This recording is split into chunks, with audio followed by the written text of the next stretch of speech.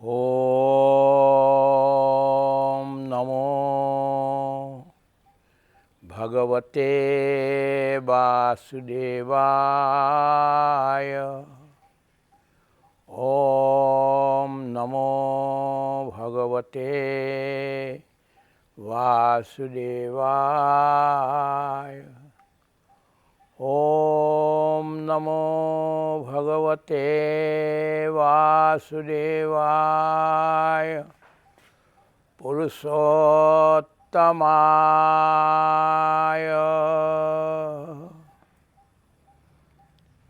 ॐ शान्ति शान्ति शान्ति। জয় শ্ৰীকৃষ্ণ। প্ৰভুসকল, আমি আজি এতিয়া মহাপুৰুষ শ্ৰী শ্ৰী মাধৱদেৱৰ অমৃতময় নামঘোষাৰ পৰা এজনা ঘোষা লৈ ইয়াৰ বিবেচন আপোনাসৱৰ সন্মুখত নিবেদন কৰিব খুজিছোঁ। আমাক আশীৰ্বাদ প্ৰদান কৰি কৃষ্ণ। আজিৰ শীৰ্ষকটো হ'ল যোগীশ্বৰ শংকৰৰ ৰাম ভক্তি। যোগীশ্বৰ শংকৰৰ ৰাম ভক্তি। Shankara's love for Ram. Shankara's love for Ram. Nanya spriha Raghupate Hridaye smadiye Satyam vadami cha bhavan akhilantaratma. Satyam vadami bhavatu nikhilantaratma. Bhaktim prayasa raghupungava nirbharam me kamadidosharahitam kurumanasancha. Om Shri Sita Lakshmana Bharata Satrughna Hanumat Sameta Shri Ramachandram Parabrahmane Namaha. Ramaya Ramabhadraya Ramachandraya Vedhase Raghunathaya Nathaya Sitaya Pataye Namaha.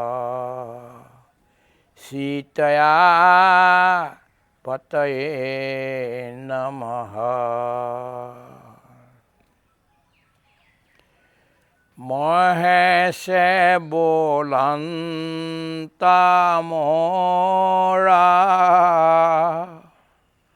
rakara dina mahuni parama prahanna hoe mana. Honi o Parvati mai manata hankarange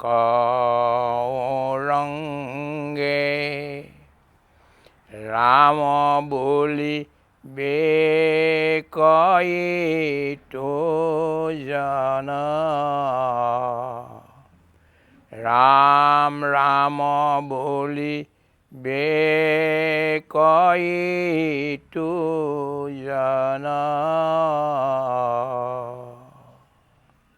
Krishna.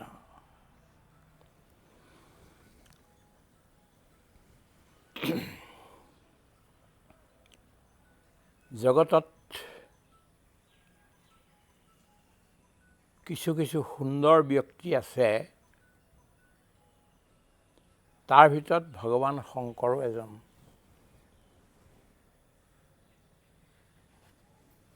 তেওঁ যোগ সাধনাত লিপ্ত হৈ থাকে। সৰ্প তেওঁৰ আভূষণ, ডম্বৰু তেওঁৰ সংসাৰক পৰিৱৰ্তন কৰাৰ ইংগিত। তেওঁ ত্ৰিশূলো এটা বৰ ডাঙৰ আধ্যাত্মিক অৰ্থৰ এটা বস্তু, ত্ৰিশূল আদি আদি তেখেতে লৈ ফুৰে।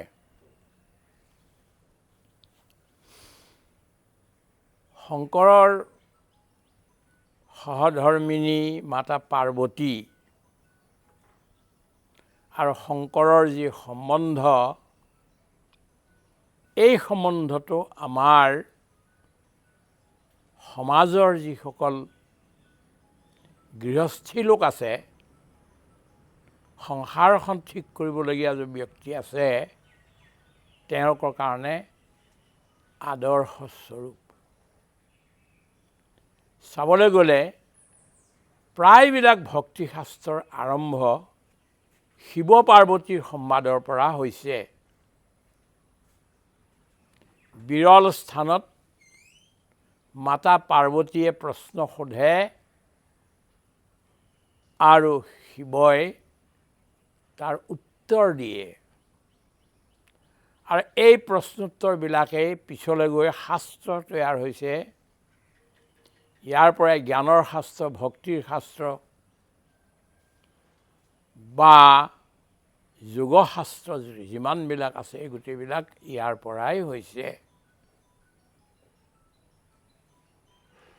এটা কথা মনত পেলাব লাগিব, যেতিয়া সমুদ্ৰ মন্থন হ'ল, সমুদ্ৰ মন্থনৰ প্ৰথম আৰম্ভতে কি ওলাল? কালকুট বিষ ওলাল। দেৱতাই ভবা নাছিলে এনেধৰণৰ বিষ ওলাব, আৰু অসুৰেও ভবা নাছিলে এনেধৰণৰ বিষ ওলাব। কিন্তু বিষ ওলাই গোটেই বাতাৱৰণ ভয়ংকৰ কৰি পেলালে। কোনো জীয়াই থাকিব নোৱাৰা এটা অৱস্থা আহি গ'ল।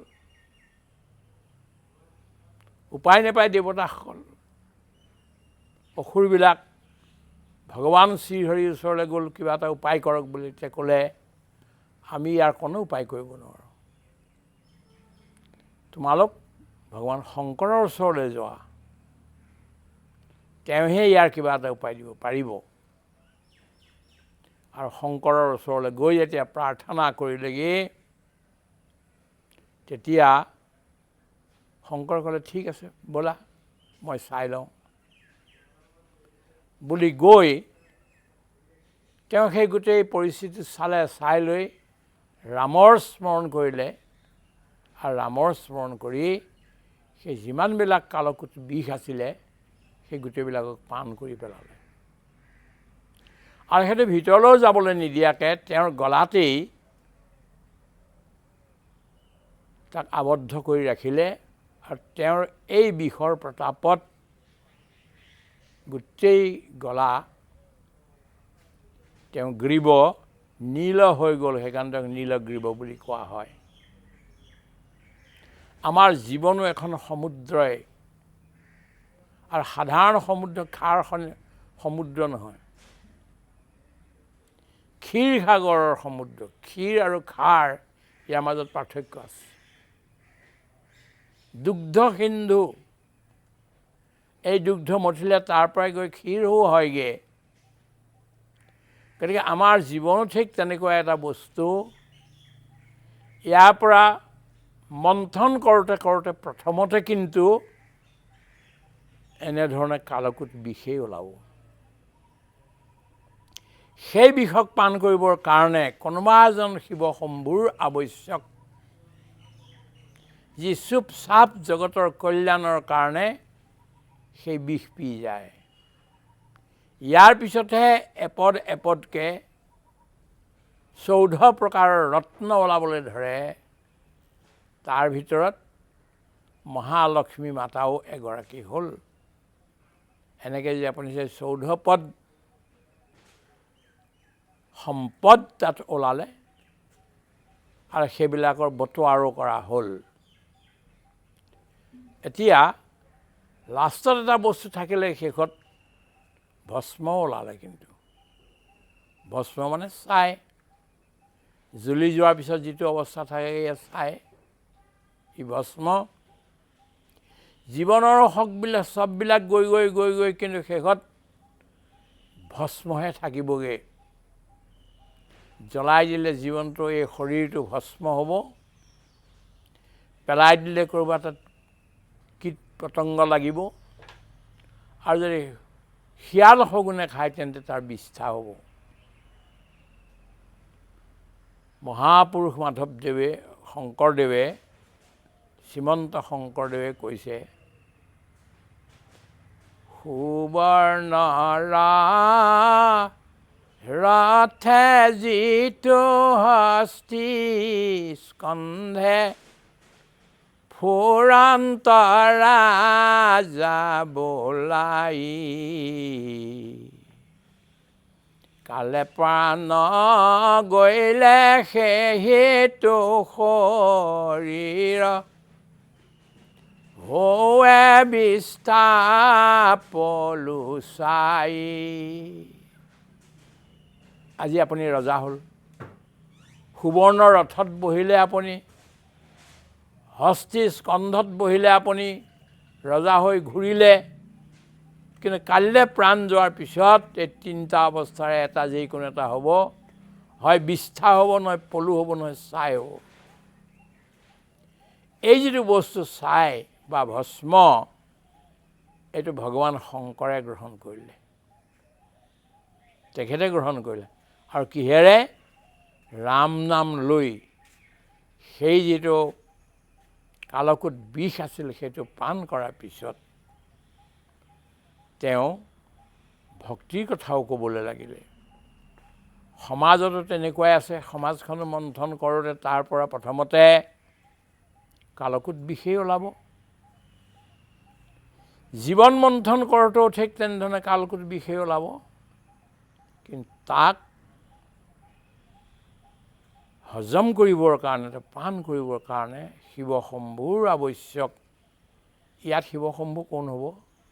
আমাৰ বিবেক, আমাৰ চিন্তন, আমাৰ ধৈৰ্য, যিবিলাক ভগৱান শংকৰৰ গাত যিবিলাক গুণ আছিল সেইবিলাক।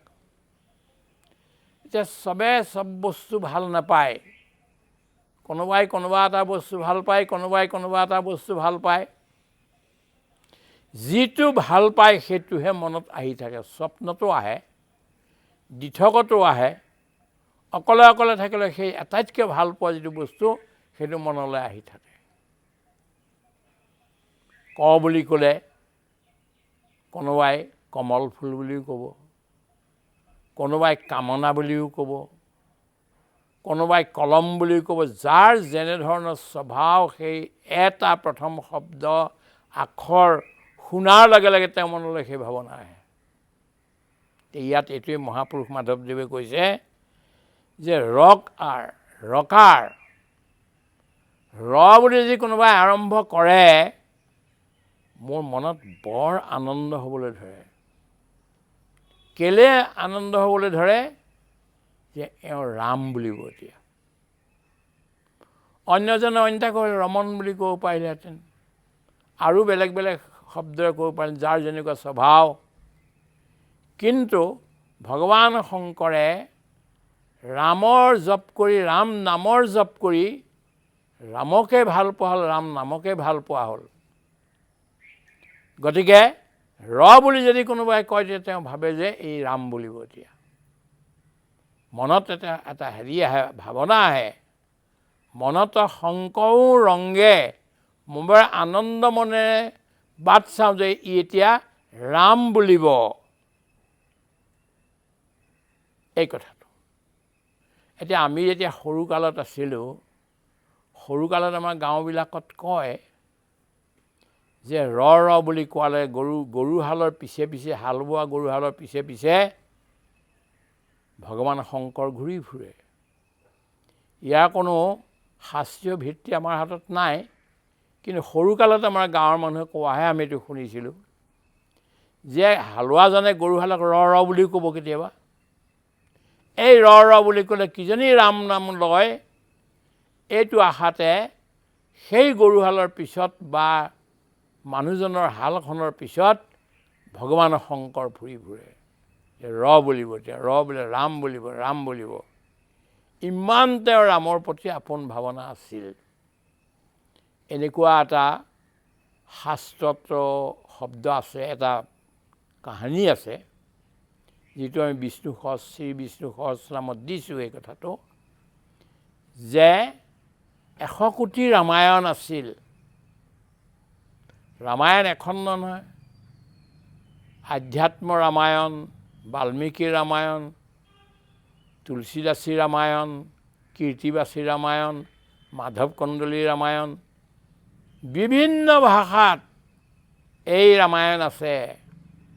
আৰু সেই বালি নামৰ স্থান সমুদ্ৰৰ মাজত, তাতো ৰামায়ণ আছে। ইণ্ডোনেছিয়াত ৰামৰ নাটক কৰে আজিও, যদিও ইণ্ডোনেছিয়াৰ মানুহবিলাক প্ৰায়েই মুছলমান মানুহ, তাৰপাছতে ৰামৰ নাটক কিন্তু সবে মিলি কৰে। তেওঁলোকৰ এইটো জাতীয় উৎসৱ। ৰাম ওলায়, সীতা ওলায়, হনুমান ওলায়, আদি আদি ওলায়। কিয়? তেওঁলোকৰ নিজা ৰামায়ণ আছে। এনেকুৱা পৃথিৱীৰ কোনো এখন দেশ নাই যিখন দেশত ৰামায়ণ নাই তেওঁলোকৰ ভাষাত। বেলেগ বেলেগ আমাৰ ইয়াত কাৰ্বি ৰামায়ণ আছে, সেইখনো অদ্ভুত ৰামায়ণ। এনেকৈ যে চাই দেৱতাৰ মাজত, আমুকৰ মাজত চবতে ৰামায়ণ ব্যাপ্ত হৈ গ'ল, আৰু 100 কোটি ৰামায়ণ হ'ল। 100 কোটি ৰামায়ণৰ এতিয়া দেৱতাই কয় আমাক লাগে এইখিনি গোটেইখিনি, অসুৰে কয় আমাক লাগে, আৰু মানৱে কয় আমাক লাগে। এনেধৰণৰ বহুত দিন যুদ্ধ বিগ্ৰহ চলি থাকিলে, কিন্তু শেষ নহয়। কোনো প্ৰকাৰে কোনো ৰামায়ণ এৰিবলৈ তৈয়াৰ নহয়। চবে নিজৰ সম্পত্তি বুলি এতিয়া লাগে। শেষত উপায় নাপায় তেওঁলোক বহিলে এবাৰ যে আমি ইমান যুদ্ধ কৰি আছোঁ এই ৰামায়ণৰ কাৰণে, কিন্তু আমাৰ যুদ্ধটো শেষ হোৱা নাই নহয়, কোনো জয় নাই, কাৰোবাৰ পৰাজয় নাই। কিমান দিন আৰু আমি যুদ্ধ কৰি থাকিম? গতিকে এখন মিটিং পতা যাওক, এখন সভা কৰা যাওক, তাতেই ইয়াৰ আলোচনা হওক। এজন সভাপতি লাগিল। সকলোৰে মান্য সভাপতি কোন হ'ব পাৰে? বিষ্ণুৰ কথা ক'লে বিষ্ণু নহ'ব, দেৱতা মানে অসুৰবিলাক ক'লে নাই, বিষ্ণু পাৰ্চিয়েল, তেওঁৰ পাৰ্চিয়েলিটি আছে। তেওঁ দেৱতাক বেছিকৈ দি দিব। কোনোবাজনে কোনোবা কথা ক'লে, ইন্দ্ৰ বৰুণ আদি আদি বিভিন্ন ধৰণৰ কথা ক'লে, কিন্তু নহ'লগৈ। তেতিয়া এটা প্ৰস্তাৱ আহিল যে শিৱক মতা যাওক। চবে সমৰ্থন দিলে, শিৱ আমাৰ, তেওঁ সকলোকে সমান ব্যৱস্থা কৰিব। এই প্ৰস্তাৱ পাছ হ'ল, আৰু শিৱৰ ওচৰলৈ গ'ল। গৈ পেলাই তেওঁক মাতি আনিলে। তেওঁ বুজাবলৈ বহুত যত্ন কৰিলে শিৱই, নুবুজে। তেতিয়া কি কৰিলে, ঠিক আছে যদি তোমালোকে নুবুজাই, চবকে সমানেই লাগে, তেতিয়াহ'লে এটা কাম কৰা, মই মানে এই ৰামায়ণবিলাকৰ বিভাজন কৰা যাওক, চবকে সমানে সমানে বটোৱাৰা কৰি দিয়া যাওক। ঠিক আছে, ঠিক আছে, কৰি দিয়ক, কিন্তু কোনে কৰিব? আপুনি নিজে কৰিব লাগিব। অন্যৰ ওপৰত আমাৰ বিশ্বাস নাই। হে প্ৰভু শিৱ শম্ভু আশুতোষ, তুমিয়ে কৰি দিব লাগিব। ঠিক আছে, বহি যোৱা। 100 কোটি ৰামায়ণৰ 33 কোটি 33 কোটি 33 কোটি তিনিওকে ভগাই দিলে, 1 কোটি বাকী থাকিলে। 33 লাখ 33 লাখ 33 লাখ কৰি ভগাই দিলে, 1 লাখ বাকী থাকিলে। 33,000 33,000 33,000 এনেকৈ ভগাই দিলে, 1000 বাকী থাকিলে, 3300 কৰি দিলে, 100 বাকী থাকিলেগৈ গৈ। সেইটো এনেকৈ কৰি গৈ থাকোঁতে এতিয়া 2টা শ্লোক বাকী থাকিলেগৈ, কাৰণ শ্লোকবিলাককো ভগুৱাই দিলে। 2টা শ্লোক বাকী থাকিলেগৈ। এই শ্লোক 2টা অনুষ্ঠুপ ছন্দত আছে, 32টা আখৰৰ হয়। যে এই 32টা আখৰ যেতিয়া হ'ল, তেতিয়া 10টা সকলোকে আখৰ ভগাই দিলে, 2টা আখৰ বাকী থাকিলেগৈ। এতিয়া এই 2টা আখৰ কাক দিয়ে এতিয়া কোনেও নেৰে। তেতিয়া শিৱশম্ভুৱে ক'লে যে মই ইমান যে কষ্ট কৰিলোঁ, মোকতো তোমালোকে কিবা এটা দিব লাগে। বোলে দিবতো লাগে, তেতিয়াহ'লে এই 2টা আখৰ মোকে দি দিয়া। ঠিক আছে, ঠিক। প্ৰথমতে অসুৰে ক'লে যে ঠিক আছে লৈ লওক, 2টা কি আৰু। তাৰপিছত মানৱে ক'লে যে লৈ লওক। দেৱতাৰ মন নাছিলে, দেৱতায়ো ক'লে ঠিক আছে তোমালোকে দিলে যেতিয়া আমিও দিছোঁ। এই 2টা আখৰ শিৱশম্ভুৱে লৈ ল'লে, আৰু সেই আখৰ 2টা হ'ল ৰথ আকাৰে ৰা আৰু ম। মানে 33 মানে 100 কোটি ৰামায়ণৰ সাৰাংশটো কেৱল ৰা আৰু ম। মহাদেৱ সতত জপত দিব্য ৰাম নাম। মহাদেৱ সতত জপত দিব্য ৰাম নাম। সন্ত হৃদয় সদা বসত এক ৰাম নাম। শ্ৰীৰাম ৰাম ৰাম, শ্ৰীৰাম ৰাম ৰাম, শ্ৰীৰাম ৰাম ৰাম। প্ৰেম মুদিত মন से कहो राम राम राम। श्रीराम राम राम, श्रीराम राम राम। पाप कटे दुख मिटे लेके राम नाम। पाप कटे दुख मिटे एक राम नाम।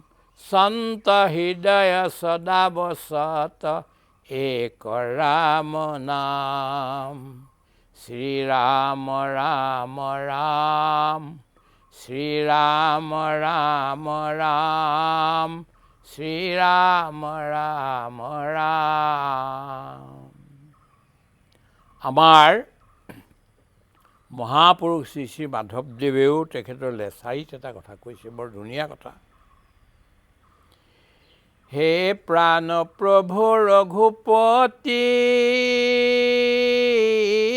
ৰাম ৰাম ৰাম, ৰাম ৰাম।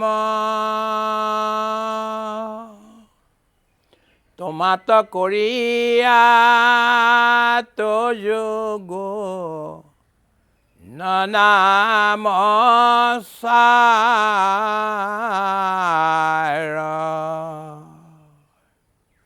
বিনা হেতু বন্ধ কৰি নৰে ৰাম ৰাম ৰাম, ৰাম ৰাম। অপাৰ সংসাৰ সমুদ্ৰ ৰহোৱে পাৰ।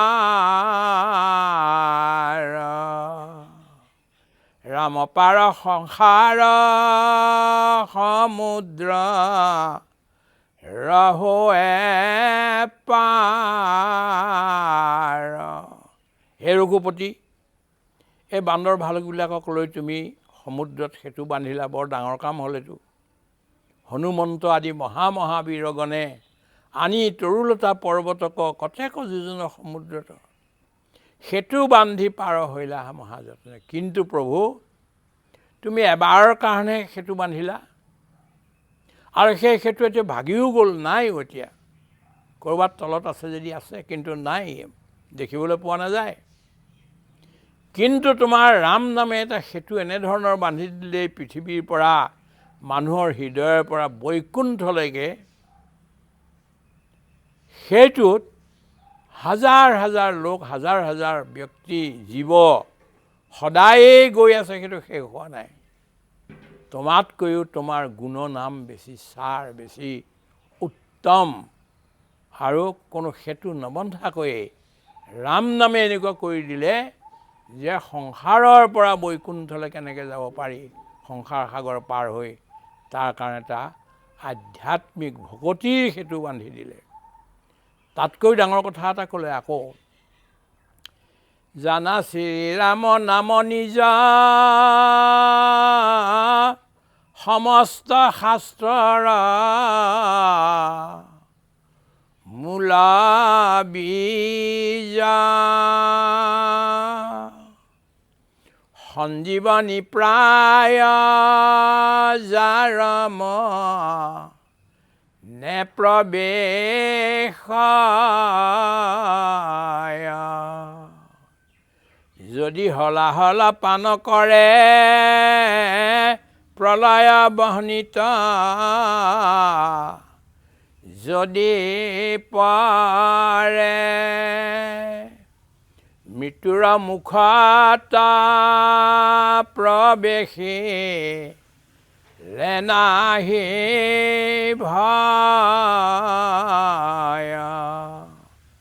মৃত্যুৰ মুখত প্ৰৱেশী, লেনাহি ভয়।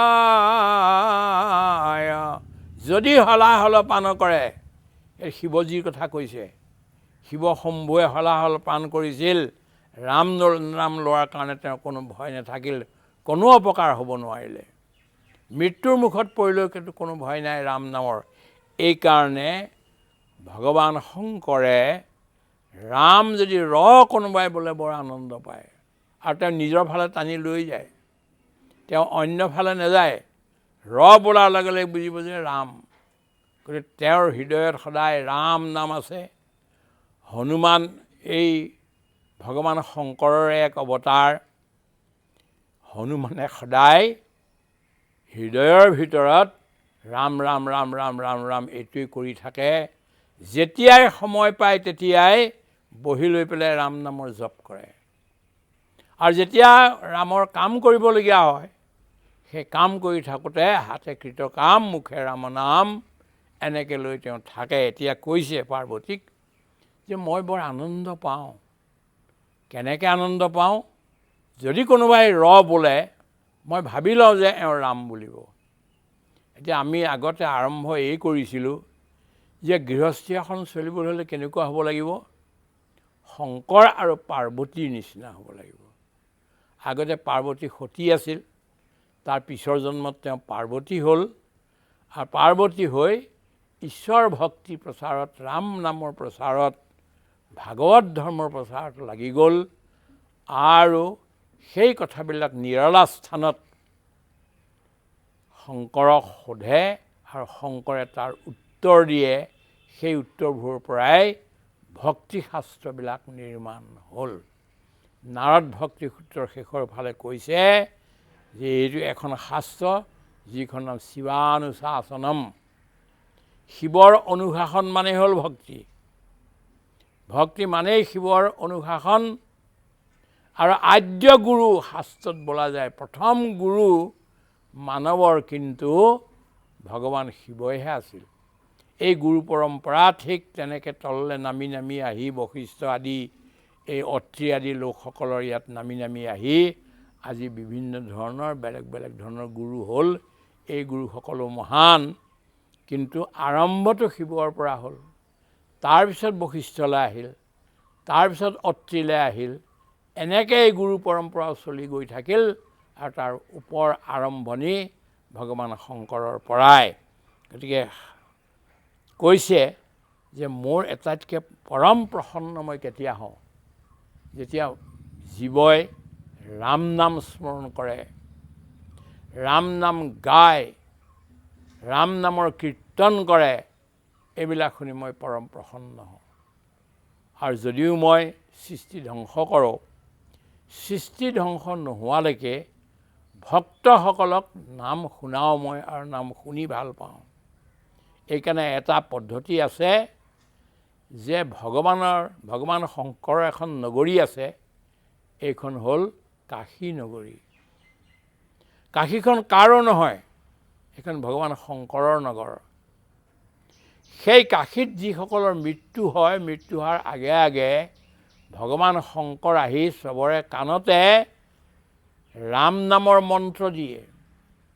সেইকাৰণে ভাৰতীয় লোকসকলৰ কিছুমান এটা নিয়ম আছে যে তেওঁলোকে যদি ৰিটায়াৰ হৈ গ'ল কাম বন কৰি, তাৰপিছত গৈ তাত বহেগৈ। ক'ত? গংগা নদীৰ পাৰত আৰু শিৱৰ নগৰীত তেওঁলোক বহেগৈ আৰু বহি তাত তেওঁলোকে ৰাম নাম জপ কৰি থাকে। এইকাৰণেই যে আমি ইয়াতে আমাৰ মৃত্যু হ'ব আৰু মৃত্যু হোৱাৰ লগে লগে, মৃত্যু হোৱাৰ আগে আগে ভগৱান শিৱই কাণত ৰাম মন্ত্ৰ দিব আৰু সেই ৰাম মন্ত্ৰৰ দ্বাৰা আমি এই সংসাৰ সাগৰ তৰি গুচি যাম। এনেকুৱা এটা শ্ৰদ্ধাৰ ভাৱনা লৈ হাজাৰ হাজাৰ লোক এতিয়া গৈ তাত, পুৰুষ হওক মহিলা হওক, এই শিৱৰ নগৰী কাশীত গৈ বানাৰসত তাত গৈ থাকেগৈ আৰু নাম জপ কৰেগৈ। এতিয়া আমি নামঘোষাত পিছলৈ বহুত এনেধৰণৰ কথা আমি পাম। শিৱ পাৰ্বতী সংবাদৰ কথা পাম, গংগা আৰু শিৱৰ কথা পাম, আমি কেনেকৈ তেওঁলোকে নাম লয় এই কথাবিলাকো পাম। কিন্তু আজি আমি সংক্ষেপত এটা ইংগিতত এই কথাটো ক'লোঁ যে ভগৱান শংকৰ কেতিয়া প্ৰসন্ন হয়, কি বস্তুৰ দ্বাৰা তেওঁ প্ৰসন্ন কৰিব পৰা যায়, যদি ৰাম নাম লোৱা হয়। সদায় শিৱ ব্যক্তিৰ ঘৰলৈ আহে সন্ধ্যাৰ সময়ত যে ইয়াত ৰাম নাম লৈছেনে নাই, ভগৱানৰ প্ৰাৰ্থনা কৰিছেনে নাই। যদি কৰে তেতিয়াহ'লে শিৱ সেই ঘৰত সোমাই যায় আৰু সকলোকে আশীৰ্বাদ দি প্ৰসন্ন কৰে। কিন্তু যদি সেইখিনি সময়ত ঈশ্বৰৰ নাম ল'লে সন্ধ্যা আৰু ৰাতিপুৱাৰ ব্ৰহ্ম মুহূৰ্তত যদি ঈশ্বৰৰ নাম লোৱা নাযায় বা ব্ৰহ্মচিন্তন কৰা নাযায়, ঈশ্বৰ চিন্তন কৰা নাযায়, তেতিয়াহ'লে ভগৱান শংকৰ অপ্ৰসন্ন হয়। ভগৱান শংকৰক প্ৰসন্ন কৰিবলৈ হ'লেও, মাতা পাৰ্বতীক প্ৰসন্ন কৰিবলৈ হ'লেও বলি বিধানৰ আৱশ্যক নাই। এই ৰাম নাম যদি লোৱা হয়, কৃষ্ণ নাম যদি লোৱা হয়, তেতিয়াহ'লে ভগৱান শংকৰ আৰু মাতা পাৰ্বতী প্ৰসন্ন হয়।